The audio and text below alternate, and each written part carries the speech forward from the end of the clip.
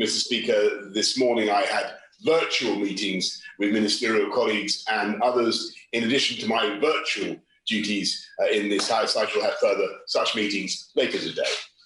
The Prime Minister is doing the right thing by self-isolating after being notified by Track and Trace. But does he think he would have been able to do so if, like so many other people across the country, all he had to rely on for the next 14 days was either statutory sick pay, which is £95 a week, that's £13 a day, or a one-off payment of £500, which works out at £35 a day?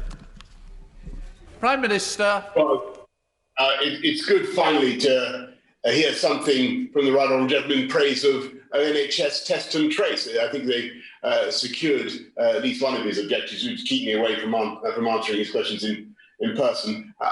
What I can say to him is that I believe that the package that we have in place to protect people and support people throughout this crisis has been outstanding and exceptional. Members here may be able to afford to self-isolate, but that's not the case for many people across the country who send us here. It's estimated that only about 11% of people self-isolate when they're asked to do so. 11%. That isn't because they don't want to.